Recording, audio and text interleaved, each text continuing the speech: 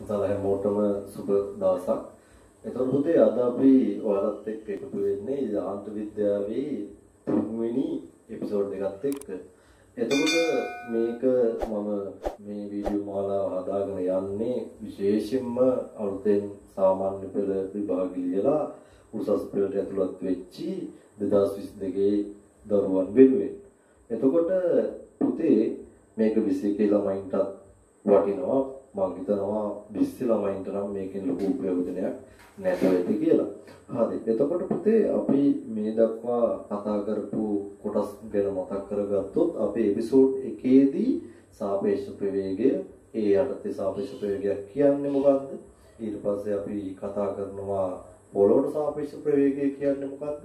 ඊට පස්සේ සාපේක්ෂ ප්‍රවේගයේ සමීකරණය ගැන කියලා දුන්නා. ඊට පස්සේ මම දෛශික සංකල්පය ගැන පොඩ්ඩක් ඔයාලට කිව්වා. ඊට පස්සේ සාපේක්ෂ ප්‍රවේගය හොයන හැටි අපි කතා කරා. හරි. එතකොට සාපේක්ෂ ප්‍රවේගය හොයන හැටි ගණනය කිරීම වලින් පස්සේ ඉවත් කතා කරුවට පස්සේ අපි අපේ තුන්වෙනි එපිසෝඩ් එකේ තුන් මෙතන අපි එපිසෝඩ් දෙකක් පාවිච්චි කරලා සාපේක්ෂ ප්‍රවේගය කතා කරන්න. ඒතර මෙතන පොඩ්ඩක් හිතෙන්න ඕන. තුන්වෙනි එපිසෝඩ් එකේදී අපි කතා කරා සාරේඛී චෝද්‍ය සම්බන්ධ භෞතික රාශි ගැන. හරි. එතකොට සාරේඛී චෝද්‍ය සම්බන්ධ භෞතික රාශි යටතේ අපි යාගේ තුන්වෙනි එපිසෝඩ් එකේ මෙතන තුන්වෙනි එපිසෝඩ් එකේදී අපි කතා කරා දුර හා විස්ථාපනය. දුරයි විස්ථාපනය අතර වෙනස්කම් සංසන්දනය කරමින් කතා කරා. ඊට පස්සේ අපි වේගය හා ප්‍රවේගය ගැන කතා කරා. එතනදී අපි වැදගත් දෙයක් විදිහට වේගයේ අවස්ථාවන් ප්‍රවේගයේ අවස්ථාවන් ගැන කතා කරා. ඊට පස්සේ අපි අද ඔයාලත් එක්ක එකතු වෙනවා මෙයාගේ හතරවෙනි එපිසෝඩ් එක. එතකොට හතරවෙනි එපිසෝඩ් එකේදී පුතේ කතා කරන්නේ එකක් ත්වරණය හා මන්දනය. ඊට පස්සේ ත්වරණයේ අවස්ථාවන් සහ අපිට මන්දනයේ අවස්ථාවන් තියෙනවා. අපි ඒව ගැන ඊට පස්සේ කතා කරනවා. එතකොට අවසාන වශයෙන් මේකේ මම ඔබට සාමාන්‍ය වේගයේ සිවීමේ කැල්කුලේෂන් ටිකක් ඔයාලට ලබා දෙන්න බලාපොරොත්තු වෙනවා. හරි පුතේ. එතකොට අපි තාමත් ඉන්නේ මතක් කරගන්න යාන්ත්‍ර විද්‍යාවේ පළවෙනි උපයෝගය නැත්නම් සාරේඛීය චලිතය 1 කියන පාඩමේ. එතකොට අද අපි ඉන්නේ 4 වෙනි එපිසෝඩ් එක ඇතුළේ. එහෙනම් සියලු දෙනාට ආරාධනා කරනවා මේ එපිසෝඩ් එක බලන්න කලින් ඔබට එපිසෝඩ් 3ක් තියෙනවා. පළවෙනි එපිසෝඩ් එකයි දෙවෙනි එපිසෝඩ් එකයි බලලා ගණන් අවස්ථාවන් වලට මේ විදි ළමයි ගොඩක් ගණන් හදමින් ඉන්නවා. ඒගොල්ලෝ මගෙන් ප්‍රශ්න අහනවා. ඉතාම හොඳයි. එතකොට තුන්වෙනි එපිසෝඩ් එක අනිවාර්යයෙන්ම බලන්න ඕන. මොකද මේකත් එක්ක කෙලින්ම කන්ටිනියු වෙන එපිසෝඩ් එක මේ. එහෙනම් තුන්වෙනි එපිසෝඩ් එක බලලා අද හතරවෙනි එපිසෝඩ් එකත් එක්ක එකතු වෙන්න කියලා ඔයාලට ආරාධනා කරනවා. එහෙනම් පුතේ අපි යමු. පොඩි වැඩ ටිකක් තියෙන ත්වරණය හා මන්දනය සහ අවසාන වශයෙන් සාමාන්‍ය වේගය සිවීමේ ගණනය කිරීම ටිකක් අපි බලලා ඉමු. ත්වරණය හා මන්දනය.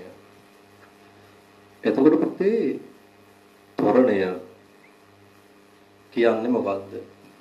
බොහෝම සරලව ත්වරණය ගැන කියනවා නම් පුතේ ත්වරණය කියන්නේ වස්තුවක් එක තප්පරයකදී ප්‍රවේගය කීයකින් වැඩි කර ගන්නවද? දැන් උදාහරණයක් අපි ලියුවොත් වස්තුවක ත්වරණය 5 ms ඍණ 2යි කියලා. එතකොට මේකේ තේරුම ඌ හැම තප්පරේම දරූ ප්‍රවේගය 5 ms ඍණ 1 ගානේ වැඩි කර ගන්නවා. දැන් අපි චුට්ටක් මෙහෙම හිතමු. මුගේ පටන් ගද්දි ප්‍රවේගය 10යි.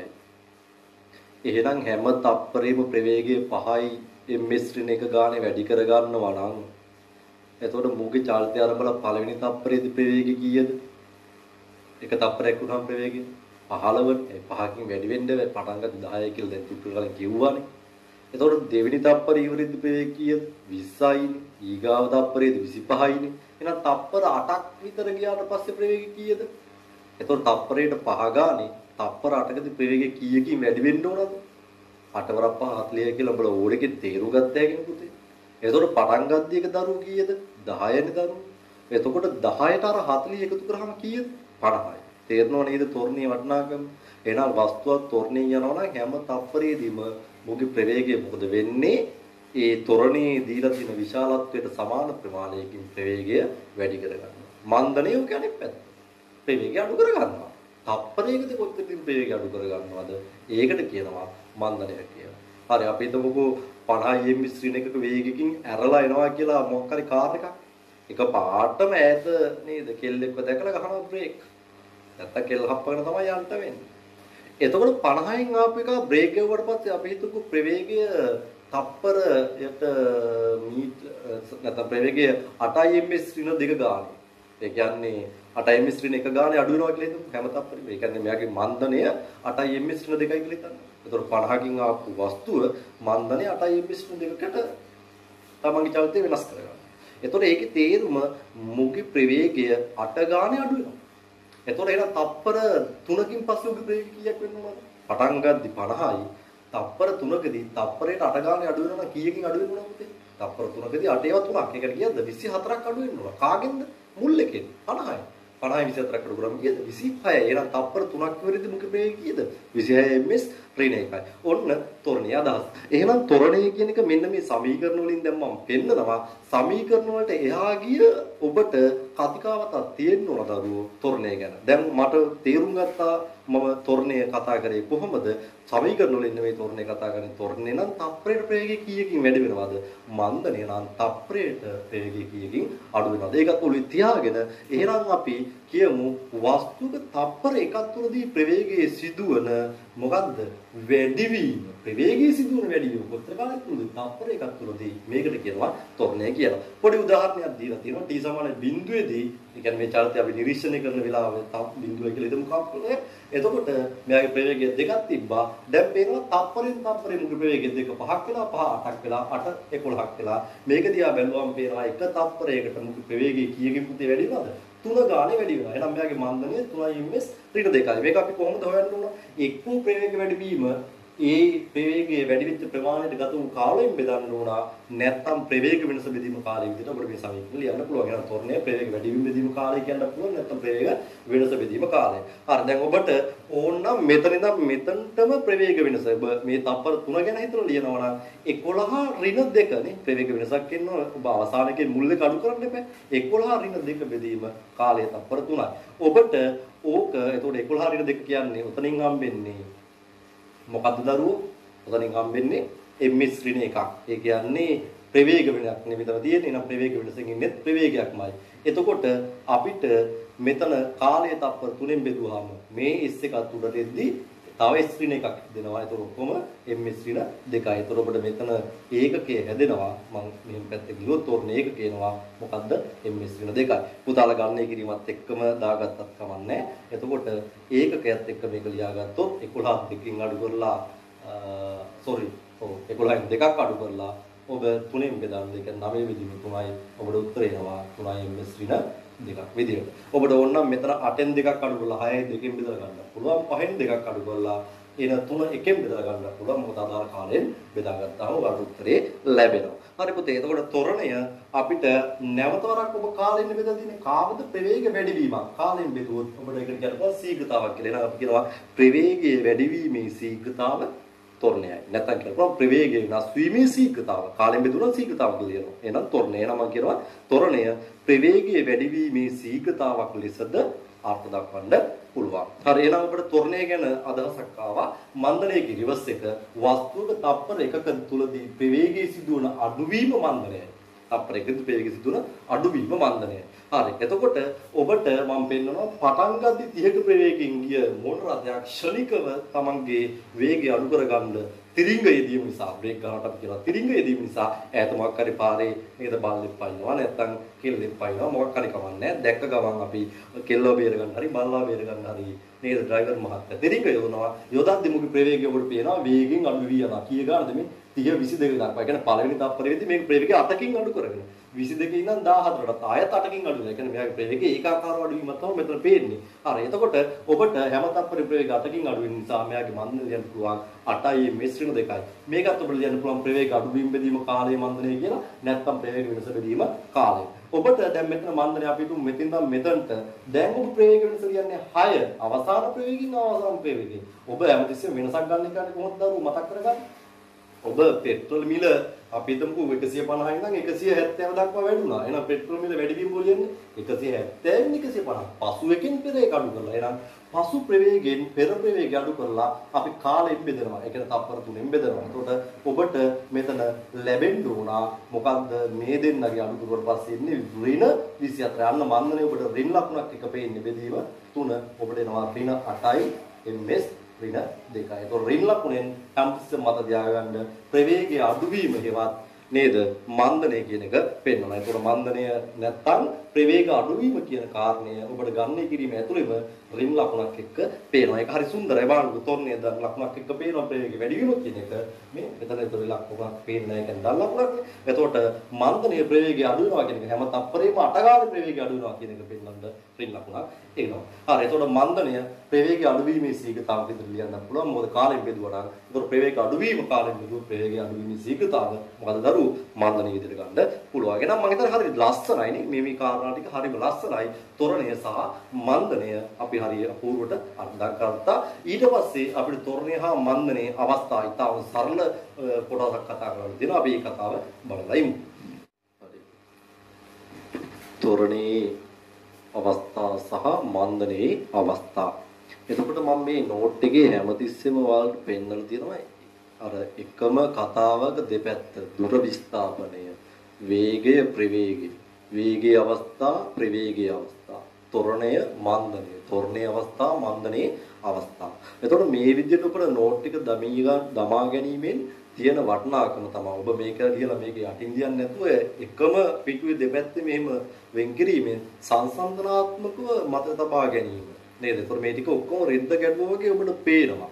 අන්නේ විදිහට ඔබ නෝට් එක සකස් කරගන්න. මොකද මේ වෙලාවේ ඔබට අපේ නිබන්ධනය අතර ලැබිලා නැති නිසා නිබන්ධනය අතර ලැබුණාට පස්සේ අපිට පන්තිය තුලදී ඒ කියන්නේ අපි පන්ති කාමරේ මේක සාකච්ඡා කරද්දී ඔබට මේ අර්ධ මුද්‍රිත නිබන්ධනය ලැබෙනවා. එතකොට මේ නිබන්ධනය ඇතුලේ ඔබට ලස්සනට මේ නෝට් එක ආකාරයක් පිළිවෙලට නෝට් එක ලියා ගන්න පුළුවන්. නමුත් ඔබ මේ වෙලාවේ මම කියන්නේ වැඩ නොකර ඉන්න එපා. වැදගත්ම දේ අපි නැවත වරක් පන්ති පටන් ගද්දී ඕ ලෙවලුත් අමතක වෙච්චි, ඒ ලෙවලුත් අමතක වෙච්චි මහා අමුතුම ජීවි කොට්ටාසයකට උගන්වන්න ගියොත් ඒක ලොකු අමාරුවක් අපි වැටෙනවා. එකක් අපිට මාස 2කට වඩා වැඩි කාලයක් දැන් මේ යන තත්ත්වය අනුව අහිමි වෙලා තියෙනවා. ඒ අහිමි වෙච්ච කාලේ නිර්දේශයේ වේගික කරන්නත් වෙනවා. සහ ඔබට කිසිම දෙයක් මතක නැති මිනිස්සෙක් හම්බුනොත් අපි මොනවද කරන්නේ පන්තියක් ඇතුලේ? අපිත් අමාරුවේ ඔබත් අමාරුවේ. ඒක නිසායි අපි හැමතිස්සෙම අභියෝග මැද ඔබට මේ වීඩියෝ එක යද්දී මැදින් හම්බෙනවා ඇහෙනවා ඇති අපි දුව කෑ ගහන සද්ද නේද? ඒක ප්‍රශ්න ගොඩක් මැද අපි මේක කරන්නේ. එතකොට අපේ මේ මහන්සියට ඔබත් වටිනාකමක් දෙන්න. ඒ වටිනාකම දෙන්න පුළුවන් විදි කිහිපයක් තියෙනවා. එකක් තමයි ඔබ මේ වීඩියෝ එක හොඳට බලන්න. බලලා මේක දෙන අභ්‍යාස ටික කරන්න. ඊට අමතරව මේක අපි අපේ පන්තියේ ළමයි විදා සඳහා පමණක් නෙවෙයි මේක දියලා තියෙන්නේ. අපි හැමතිස්සෙම නේද අපි වගේම අනිකා ගැනත් හිතන්න ඕන. ඉතින් තව කෙනෙකුට අවස්ථාව ලබා දෙන්න පුළුවන්. ඔබට ඔබ මේ වීඩියෝ එක පිළිබඳව ඔබේ යාළුවෝ දැනුවත් කරන්න, සයන්ස් කරන යාළුවෝ දැනුවත් කරන්න. ඒගොල්ලන්ටත් අපේ channel එකට ඇවිල්ලා ඉගෙන ගන්න ආරාධනා කරන්න. කරලා උදාලා මේකෙන් ප්‍රයෝජනක් ගන්න මේක දකින්න හැමෝම හරි අපි විශ්වාස කරනවා. ඒ වගේ අපිත් කරන්නේ සමාජ සේවයක්. ඔබටත් පුළුවන් සමාජ සේවයක් කරන්න. මේ සමාජ සේවය කරන ගමන් අපි ඉගෙන ගැනීම කරමු. මොකද ඔබ තව කෙනෙකුට ඉගෙන ගැනීමට අවස්ථාව සලසා දීමෙන්ම ඒ ලබන පිනම ඔබට කැම්පස් යන්න වාසනාව අරන් එනවා කියලා අපි අනිවාර්යයෙන්ම දන්නවා. හරි. ඒක නිසා පුතේ විශ්වාස තියාගෙන මේක කම්මැලි නොවි වැඩ කරමු. කරලා පුංචි දේවල් ටිකක් ඔබට අපි ලබා දෙන්නේ. ඒ ටික බලාගෙන ඉන්න ඉතාම වටිනාකමක් ලැබෙවි. හරි. එහෙනම් අපි තොරණේ අවස්ථාව ඒ අර්ථයේ අපිට තොරණේ අවස්ථාවන් 3ක් දකින්න පුළුවන්. පුතේ ඒකාකාර තොරණය, වැඩි වන තොරණය සහ අඩු වන තොරණය. මන්දනෙත් ඒ විදිහටම ඒකාකාර මන්දනය, වැඩි වන මන්දනය සහ අඩු වන මන්දනය.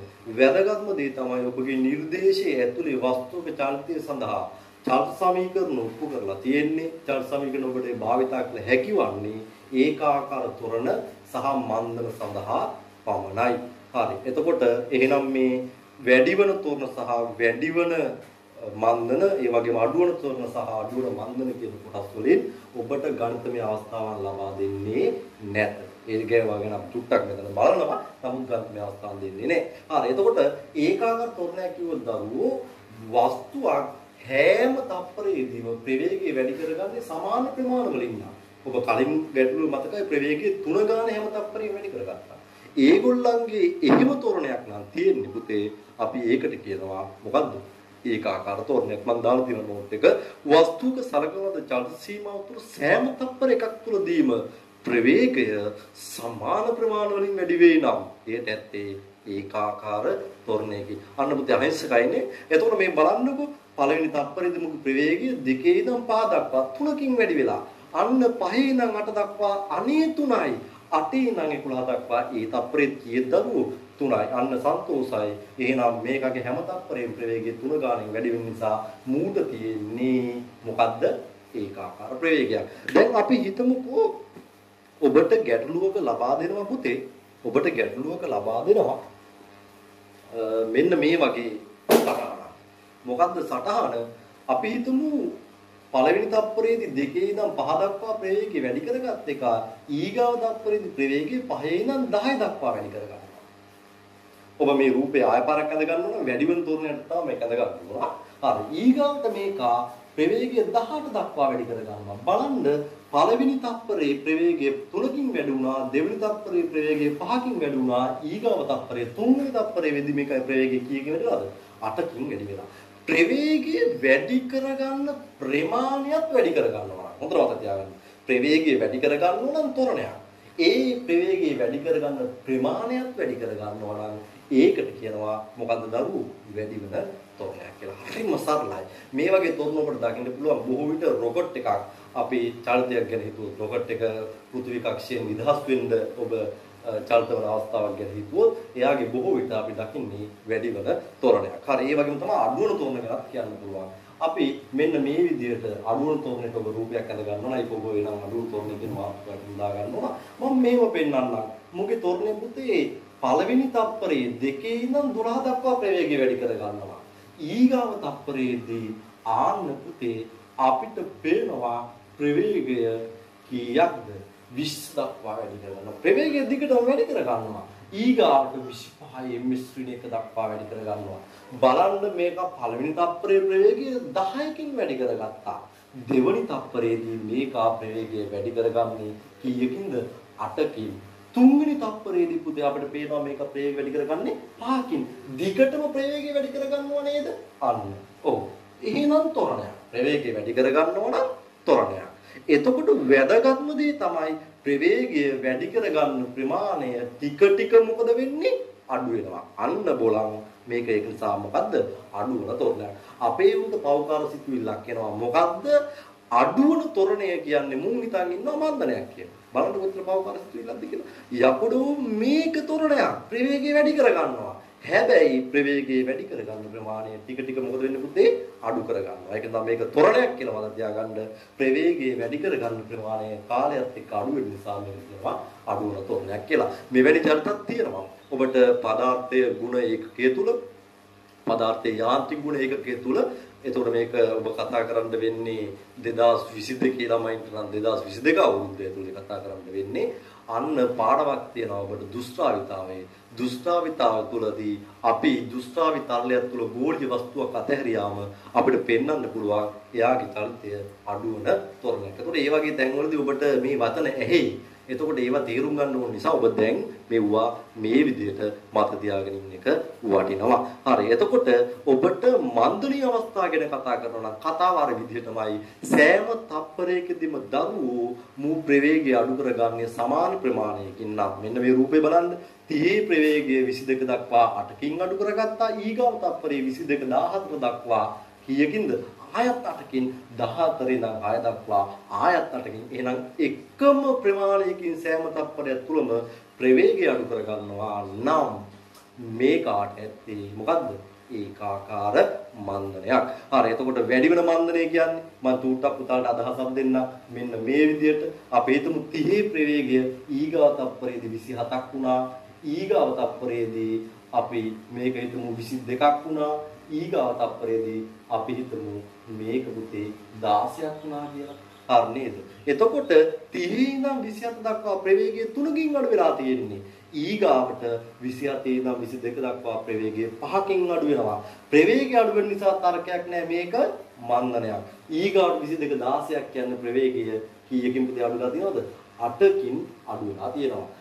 6කින් අඩු වෙලා තියෙනවා. එතකොට ප්‍රවේගය එක එක තප්පරයේදී අඩු වෙච්ච ප්‍රමාණය ටික ටික මොකද වෙන්නේ? වැඩි වෙනවා. ඒක නිසා මේකට කියමු අපි මොකද්ද? වැඩි වන මන්දනය. ඔබට අවශ්‍ය නම් කියන්න පුළුවන් සෑම තප්පරයකදීම ප්‍රවේගය අඩු කරගන්නා ප්‍රමාණය වැඩි වේ නම් ප්‍රවේගය අඩු කරගන්න ප්‍රමාණය වැඩි වේ නම් ඒකට කියනවා වැඩි වෙන මන්දනයක්. එතකොට මෙතනත් අපි ලියාගත්තේ නෑනේ සෑම තප්පරයකදීම ප්‍රවේගය වැඩි කරගෙන ඒ තොරණයන්නේ ප්‍රවේගය වැඩි කරගන්න ප්‍රමාණයත් වැඩි වෙයි නම් ඒක මොකද්ද? වැඩි වෙන තොරණයක්. මෙතන කිව්වොත් සෑම තප්පරයකදීම ප්‍රවේගය වැඩි කරගන්න ප්‍රමාණය අඩු වෙයි නම් අඩු වෙන තොරණයක්. හරි ඊගාවට බලමු අඩු වෙන මන්දනය ගැන. අඩු වෙන මන්දනය කියන්නේ ඒතකොට මේක ප්‍රවේගය අඩු කර ගැනීමක්මයි තියෙන්නේ. නමුත් අඩු කරගන්න ප්‍රමාණය ටික ටික මොකද වෙන්නේ? අඩු වෙලා යනවා. හරි එතකොට අපි නිකන් මෙහෙම පෙන්නමු. 30 ප්‍රවේගයේ 22 දක්වා 8කින් අඩු කර ගන්නවා පළවෙනි තප්පරයේදී අන්න ඊගාවට ප්‍රවේගය පුතේ අඩු කරගන්නේ 5කින් 22 ඉඳන් 17 දක්වා ප්‍රවේගය 5කින් අඩු කර ගන්නවා ඊගාව තප්පරයේදී ප්‍රවේගය අඩු කරගන්නේ කීයකින් දරුවෝ 3කින් ඔබට පේනවා ප්‍රවේගය අඩු කරගන්නවා තරකයක් නෑ මන්දනයක් අඩු කරගන්න ප්‍රමාණය කාලයත් එක්ක ටික ටික මොකද වෙන්නේ? අඩු කරගන්න ප්‍රමාණය කාලයත් එක්ක ටික අඩු වෙවි යනවා. අන්න නමක් දෙනවා මොකද්ද පුතේ? අඩු වෙන මන්දනය. එහෙනම් අඩු වෙන මන්දනයට පුතාට මේ රූපය ඇතුළේ ලියන්න පුළුවන්. මොකද්ද? වස්තුවක ප්‍රවේගය අඩු කරගන්නා ප්‍රමාණය කාලයත් සමග අඩු වෙනවා. මොකද්ද?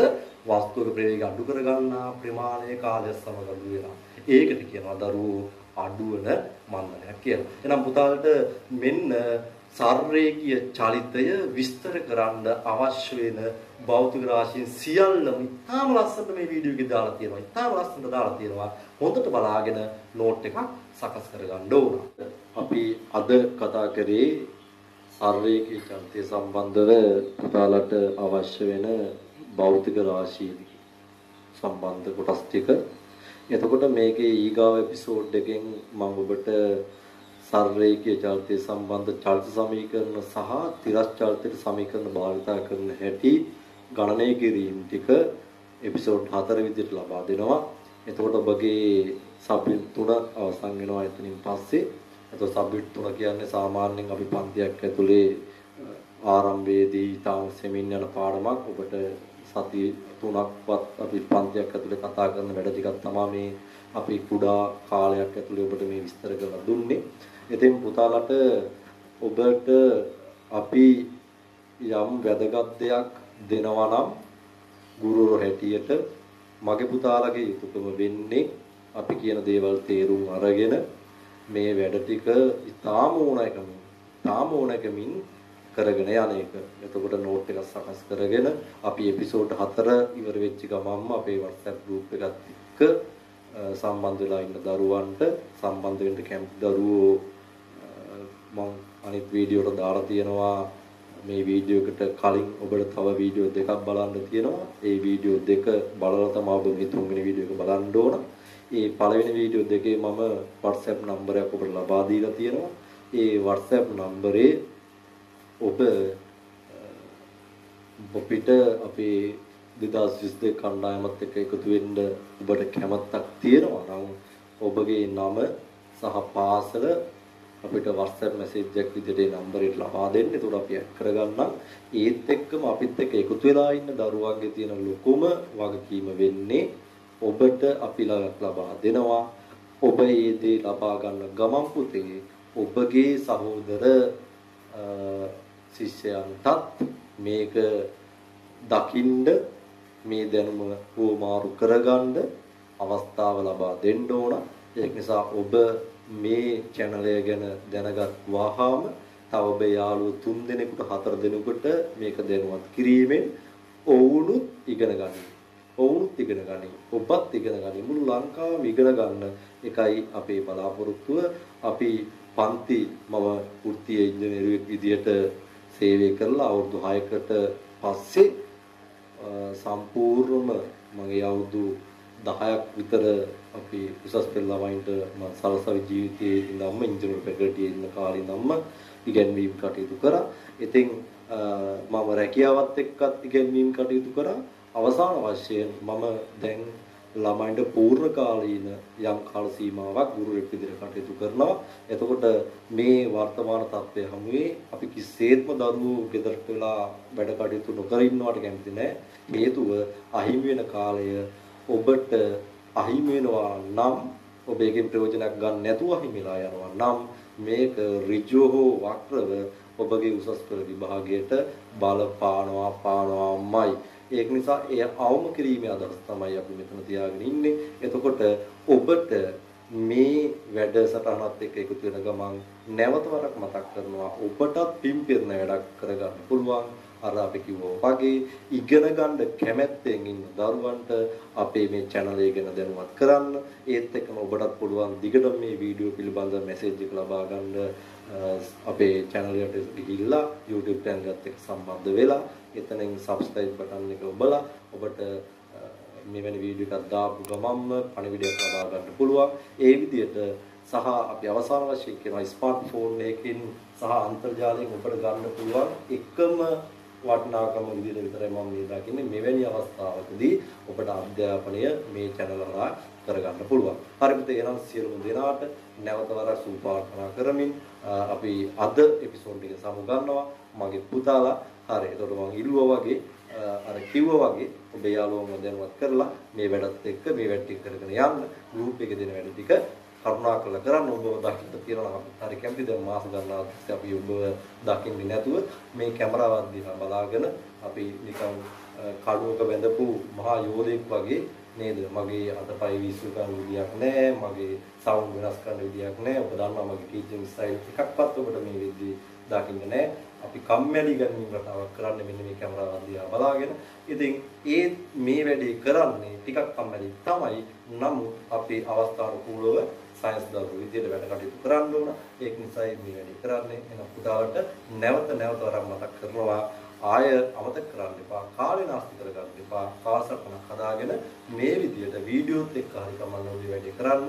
ඔබ එපිසෝඩ් 4න් පස්සේ ඔබට සති 2කට 3කට ඇති වෙන්න වැඩ මල්ලක් මම ඔබේ ගෲප් එකට දෙනවා. එතෙක් ඔබට සුබ දවසක් කියලා මම නවතිනවා.